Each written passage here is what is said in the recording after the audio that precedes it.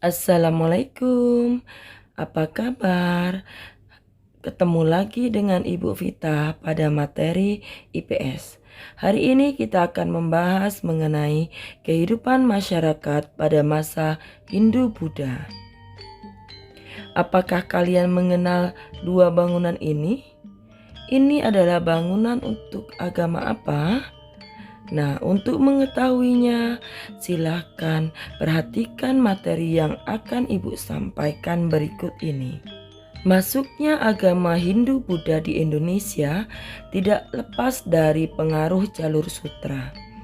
Komoditas rempah yang dimiliki oleh wilayah-wilayah di Nusantara menjadi komoditas utama yang diburu oleh pedagang dari Tiongkok dan India. Inilah awal masuknya Hindu-Buddha di Nusantara. Ada beberapa teori yang menyatakan bagaimana Hindu-Buddha bisa masuk ke Nusantara. Yang pertama adalah teori Brahmana yang menyatakan bahwa Brahmanalah penyebar Hindu-Buddha di Nusantara. Teori yang kedua adalah teori Waisa yang menyatakan para pedaganglah yang membawa Hindu-Buddha ke Nusantara. Teori Kesatria menyatakan bangsawanlah penyebar agama Hindu-Buddha di Nusantara. Dan terakhir, teori arus balik yang menyatakan bahwa warga Nusantara lah yang menuntut ilmu ke India dan Cina, kemudian menyebarkannya di Nusantara. Berikutnya kita akan membahas mengenai kerajaan-kerajaan Hindu-Buddha di Nusantara. Kerajaan yang pertama adalah Kerajaan Kutai Martadipura. Kerajaan ini berdiri di Kalimantan Timur, di tepi Sungai Mahakam. Berdirinya kerajaan ini dapat dibuktikan dengan ditemukannya 7 buah prasasti Yupa. Dari prasasti ini diketahui bahwa raja yang memerintah bernama Mulawarman, anak dari Aswawarman dan cucu dari Kudungga. Kerajaan Kutai memiliki corak agama Hindu. Kerajaan yang kedua adalah Tarumanegara. Tarumanegara adalah kerajaan tertua di Jawa yang memiliki corak agama Hindu. Raja yang terkenal adalah Purnawarman. Pada masa ini, Purnawarman bisa membawa kerajaan Tarumanegara mencapai puncak kejayaannya. Purnawarman merupakan putra dari Raja Dharmayawarman dan cucu dari Jaya Singawarman. Pada kerajaan Tarumanegara ditemukan beberapa prasasti seperti Ciaru Teun, kebun kopi, jambu, pasir awi, muara Cianten, Tugu dan Munjul. Kerajaan yang ketiga adalah Kerajaan Sriwijaya. Kerajaan Sriwijaya merupakan kerajaan Buddha terbesar pada abad ke-7 di Indonesia. Kerajaan ini didirikan oleh Dapunta Hyang Srijayanasa dan wilayahnya meliputi Sumatera bagian selatan, Bangka, Belitung, serta Lampung. Kerajaan Sriwijaya memiliki beberapa prasasti. Salah satunya adalah prasasti Kota Kapur. Raja-raja Sriwijaya yang terkenal adalah Dapunta Hyang Srijayanasa, Raja Samaratungga, Raja Bala Putradewa, dan Raja Sanggrama Wijaya Tunggawarman. Kerajaan Sriwijaya merupakan pusat pendidikan agama Buddha. Namun, dengan segala kemegahannya, kerajaan ini mengalami kemunduran. Adapun sebab-sebab kemunduran Sriwijaya adalah 1. Serangan oleh kerajaan Kola Mandala. 2. Banyak wilayah dari Sriwijaya yang mulai melepaskan diri. Dan terakhir adalah berkembangnya agama Islam. Kerajaan yang selanjutnya adalah Kerajaan Mataram kuno.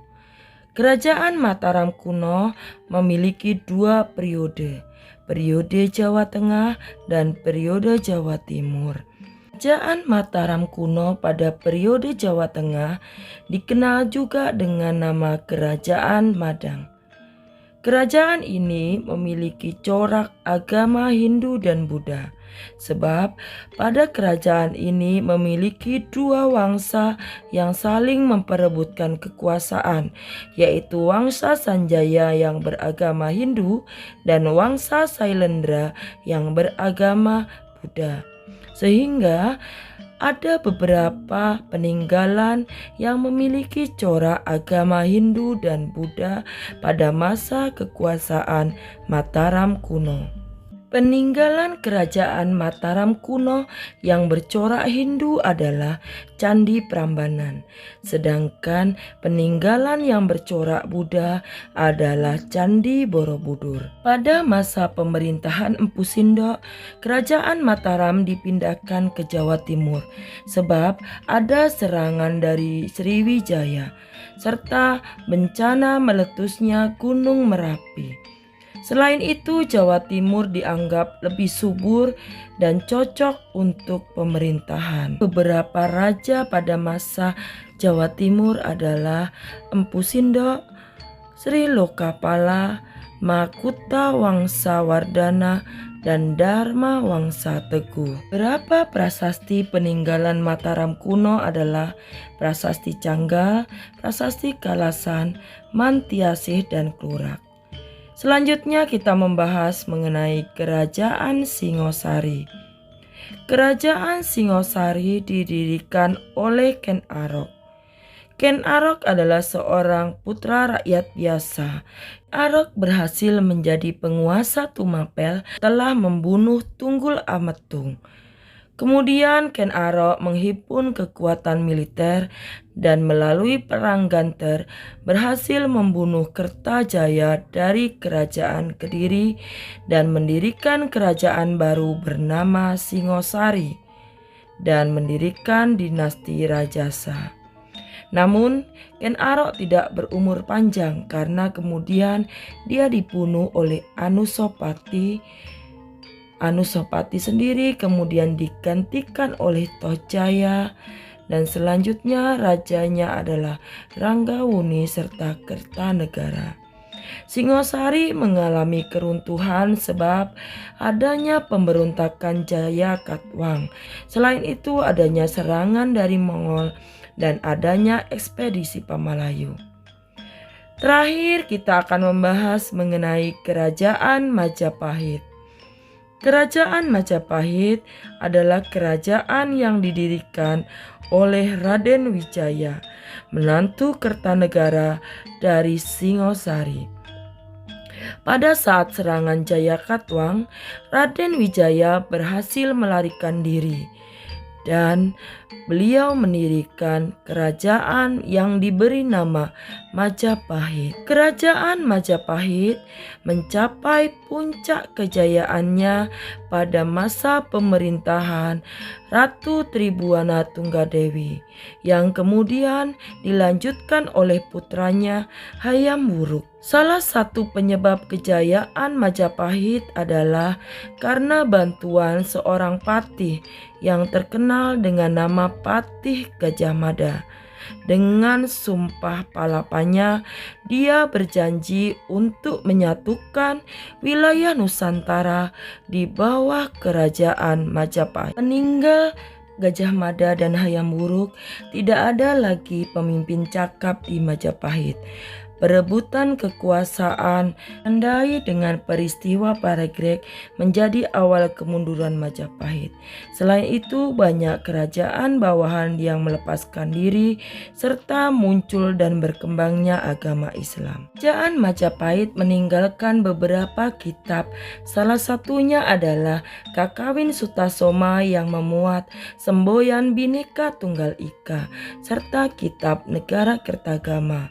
Selain kitab, peninggalan Majapahit juga berupa candi, beberapa prasasti, dan patung-patung yang menjadi simbol dewa dan dewi. Demikian materi kita hari ini.